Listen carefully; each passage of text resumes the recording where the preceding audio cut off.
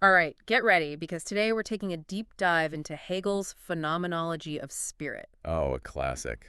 It's known for being a tough read, It is. but don't worry, the ideas in it are seriously mind-blowing. Absolutely. And you've come to the right place to get the core concepts without needing, a philosophy degree. We'll guide you through it. Yeah, so Hegel's work is like a giant philosophical puzzle box. I like that. And even though it was written centuries ago, Yeah, it still has a lot to say about how we understand ourselves and the world. it really does. Yeah. Hegel doesn't just give us answers. No. He takes us on this wild journey, the journey of consciousness itself. Yeah, he wants to show us how our minds work. Exactly, and he calls it the science of the experience of consciousness. Quite a mouthful, right? It is. It's ambitious. But he's not kidding around. No. Hegel starts with something he calls sensuous certainty. Okay. It's the idea that we experience the world through our senses. Right. Seems pretty basic. It does, but here's the catch. He argues that even these basic perceptions, they have contradictions built in. Okay, now that sounds a bit abstract, I gotta say. It does, but think about it this way. Let's say you're describing a color to someone, like blue. Okay. What you see as blue might look a little different to them, based on their own perception. Our senses are subjective, That's true. so even simple observations can be more complex than we think. That's a really good point. It makes you realize how much our individual experiences shape how we see reality. Exactly. And that realization Yeah. is the first step on Hegel's journey. Okay. As we hit these contradictions in our sensory experience, it pushes us toward a higher level of awareness. And Self-consciousness, he calls it. so we're not just passively watching the world anymore. No. We're becoming aware of ourselves as, separate individuals. Precisely. But this self-awareness comes with a new twist, Okay. a driving force that shapes our interactions. Desire. Desire. We crave recognition from other self-conscious beings. So it's not enough to just be aware of ourselves. Right. We need others to see us, too. We want to know we exist not just in our own minds, but for other people. Okay. Yeah. This desire for recognition, it seems pretty fundamental to human nature, wouldn't you say? Oh, absolutely. We see it everywhere. Relationships, social media, the pursuit of fame and success. Yeah, it's everywhere. Yeah. And Hegel captures this dynamic brilliantly in his concept of the master-slave dialectic. Okay, now this is one of his most famous ideas. It is.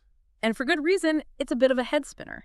It is, but it's worth unpacking. Absolutely. So let's break it down. Okay. From what I understand, it's all about this struggle for recognition between two self-conscious individuals. Exactly. Imagine two people meeting for the first time. Okay. They both want recognition from the other. Right. But this desire quickly turns into a power struggle. So it escalates. It does. One becomes the master, the other the slave. Okay, so far so good. But here's where it gets really interesting. It does. The outcome isn't what you'd expect. Nope, not at all. So what happens? Hegel argues that the master, even though they seem to be on top, Yeah. they actually become dependent on the slave for their recognition. Whoa, really? Think about it. Yeah. The master needs the slave to acknowledge their power. To validate them. Exactly. Without that acknowledgement, their power means nothing. It's like a self-defeating prophecy. In a way, it is. So the master's need for validation from the slave actually undermines their power. It creates this strange dynamic It does. where the one in control is actually dependent on the one they're controlling.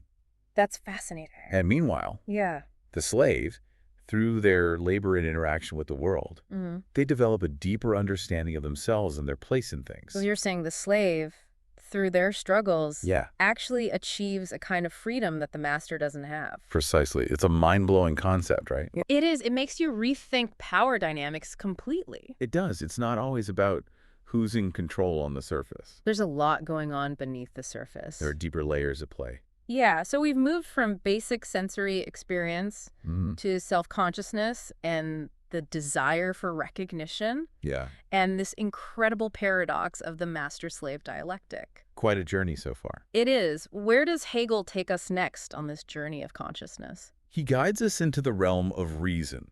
Okay. It's where consciousness tries to understand the world through observation and universal laws. So we're trying to create like a mental map of reality. Trying to figure out how things work. Exactly. Yeah. So it's like graduating from subjective experience to a more objective way of looking at things. You could say that, Okay. but, and this is classic Hegel, Yeah. he warns us against clinging too tightly to this observing reason. Oh, so there's a catch. There always is with Hegel. Right. So what's the problem with observing reason? He argues it can trap us in these fixed categories. Yeah. And that leads to a limited understanding of how dynamic and interconnected reality truly is. Okay, I'm starting to see where you're going with this. Yeah. Can you give me an example of how this observing reason can lead us astray? Sure. Think about how we categorize things in nature. Like plants and animals. Exactly. We say, this is a plant, that's an animal. Right. But what about organisms that blur the lines? Like, what about a virus? Oh, good point. Is it alive or not? Our categories don't always fit. They don't.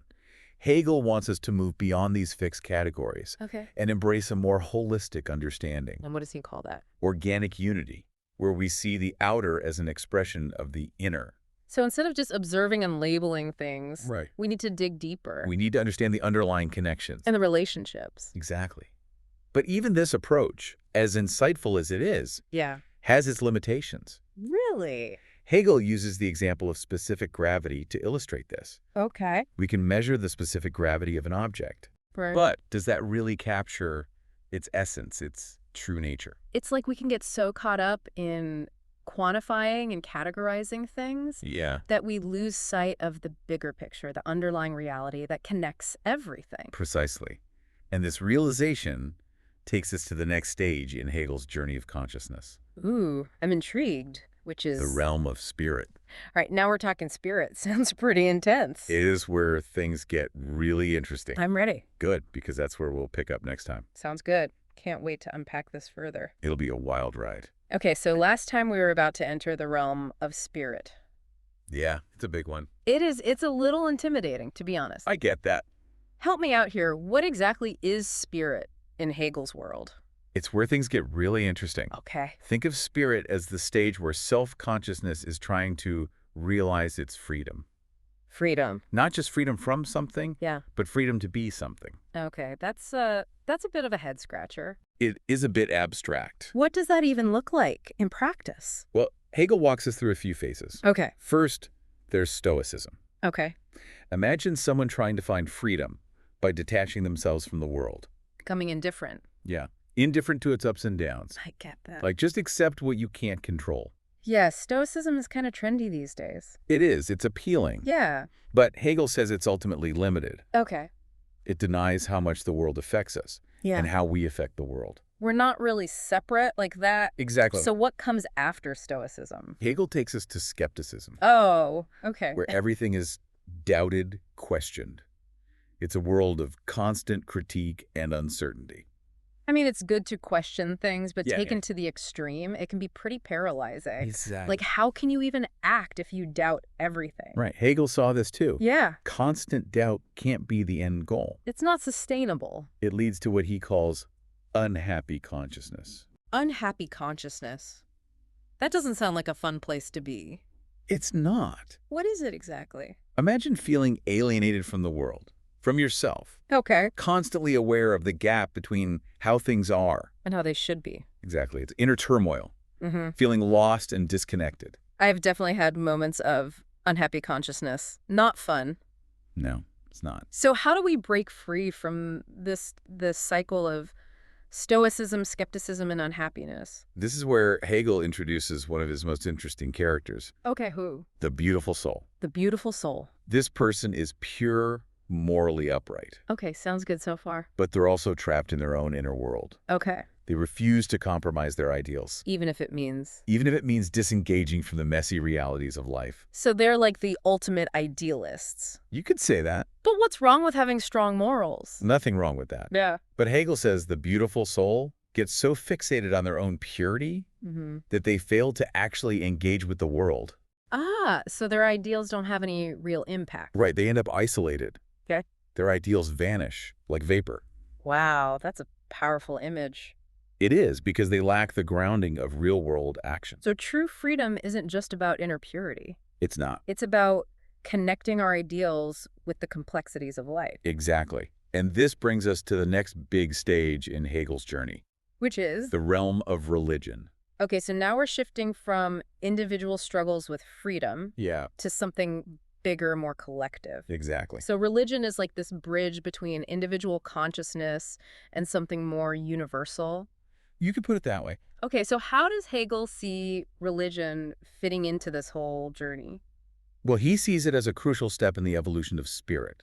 Okay. It's where we, as a group, try to grasp the infinite. Connect with something bigger than ourselves. Yes, and Hegel describes a progression of religious understanding, Okay. from simpler ideas of the divine Yeah. to more complex and nuanced forms. Earlier you mentioned art, like the beautiful fencer. Right. Does art play a similar role to religion in this journey? That's a great question. Yeah. Art, for Hegel, is another powerful way for spirit to express itself. Think about a beautiful piece of music, a painting, a sculpture. Okay. They can evoke such powerful emotions, ideas, experiences They can. that connect us to something larger, more universal. I see what you mean. And Hegel saw this as essential to the development of spirit. Okay. Art helps us move beyond our individual consciousness. Like religion does. Yes, and grapple with bigger questions about meaning, purpose, the nature of reality. Wow. Okay, so we've gone from stoicism to skepticism, Mm-hmm. encountered unhappy consciousness, met the beautiful soul. It's been quite a journey. It has. And now we're in the realms of religion and art. Yeah, quite a progression. It is. So where does all this lead? What's the final destination on this map of consciousness? That takes us to the peak of Hegel's system. Absolute knowing. Absolute knowing. Okay, that sounds pretty intense. It is. As fascinating as it is challenging. It is both, trust me. So what does Hegel even mean by absolute knowing? Think of it as the culmination of this whole journey we've been talking about. Okay. It's the point where individual consciousness realizes its unity with the universal, where all the contradictions are resolved, Wow. and where knowledge becomes complete and self-aware. Okay, that sounds profound, but I'm not going to lie. It's a bit abstract. It is. How do we even approach this absolute knowing? Well, Hegel says we achieve it through negation and reconciliation. Right, that process we talked about before, Thoughtful. starting with assumptions, finding contradictions, and then working through them to get to a higher understanding. That's the pattern throughout this journey. It's like a spiral, constantly moving upwards, I like that, a spiral. with each new level of understanding kind of building on the one before it. And going beyond it. Yeah, so it's not like reaching the top of a mountain and saying, I'm done. Not at all. It's more like this ongoing journey A growth, yeah. of self-discovery. Precisely. And that's why it matters for our lives. Okay, I'm starting to see that. It's a call to question our assumptions. To be open Yes, open to new ideas. and to really grasp how interconnected everything is. That's the key. So absolute knowing isn't just about understanding things intellectually, It's not. also about ethical awareness. Exactly. It's about recognizing that our choices have consequences. Not just for us. No, for everyone, for the whole. So our freedom isn't just about individual rights. It's Right. also about our responsibilities. To others, to society. That makes a lot of sense. It's shift in perspective. It is. It's like Yeah. absolute knowing pushes us beyond just thinking about ourselves. It does. To consider the bigger impact of our actions. Of our thoughts, our words, everything. Yeah, and that has implications for how we deal with things like social justice, the environment, global politics. Changes everything. Wow. Okay, so absolute knowing isn't just some abstract idea. Oh, It's a framework for understanding our place in the world. And for making choices. Ethical choices. Choices that help build a better future. This has been an amazing deep dive. It has. I feel like I have a whole new perspective. Glad to hear that. Not just on Hegel, but on consciousness, freedom, responsibility, all of it. It's all connected. It is. It really is. It's been a pleasure exploring these ideas with you. Likewise. And for our listeners out there, Yeah. keep exploring Hegel's ideas. It's a challenge, It is. but it's so worth it. Absolutely. Before we wrap up, I want to leave you with one final thought. Okay. If absolute knowing is this ongoing journey, as you said, Mm-hmm. where do you see yourself on this path? That's a great question. What contradictions are you working through? What new levels of understanding are you trying to reach? We should all be asking ourselves that. Absolutely. Thanks for joining us for this deep dive into phenomenology of spirit. It's been a pleasure. We hope you found it thought-provoking and inspiring. As we did. Until next time, keep seeking, keep questioning, keep diving deep. Okay, so we've reached the final stage of our Hegelian adventure, absolute knowing. Here we are. It's a big one, and I have to admit, Yeah. my brain's still processing everything. It's a lot to take in. It is absolute knowing. Even for, seasoned philosophers. Yeah, It's a challenging concept. it is, but that's part of what makes it so fascinating. It is. It's not just another theory. Right. Like the peak, The culmination. yeah, of the whole journey of consciousness we've been on. Okay, so last time we talked about absolute knowing as this point where individual consciousness unites with the universal. Right, that fusion. But what does that actually look like in our lives? That's the big question. What does it mean to achieve this level of understanding? Well, for Hegel, it's not something you just arrive at one day. Okay. It's a process. Remember, negation and reconciliation. Yeah, that back and forth. Exactly. It's like a spiral, Oh, I like that. always moving upwards. Oh, Each new level of understanding incorporating the previous you're one. going beyond it. Exactly. It's not like climbing a mountain, No. planting a flag and saying, I'm done. Nope, not at all. It's more like this continuous journey. Of growth, of self-discovery, yeah. That's what makes it relevant. It keeps us moving. It does. It's a call to question everything, be open to new ideas, And to really see the connections, right? the interconnectedness of it all. Yes. So absolute knowing isn't just intellectual. Yeah. It's ethical, too. Exactly.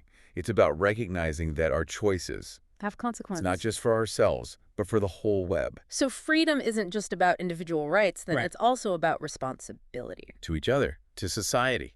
That makes a lot of sense. It shifts our perspective. It does. It's like absolute knowing pushes us to think beyond ourselves To see the bigger picture. and consider the impact of our actions. Our thoughts, words, everything. Yeah, and that changes how we approach things like social justice, the environment, global politics. It touches everything. Wow, so absolute knowing isn't just this abstract idea It's a framework. for understanding our place in the world, for making choices. Ethical choices. Choices that help build a better future. Exactly. This has been an incredible deep dive. It has. I feel like I have a whole new perspective on not just Hegel, but consciousness itself, It's all connected. freedom, responsibility. It all ties It together. really does. It's been a pleasure exploring these ideas with you. Likewise. And for our listeners, keep exploring Hegel. It's a challenge, It is. but it's so rewarding. It is. Before we wrap up, one final thought. Okay.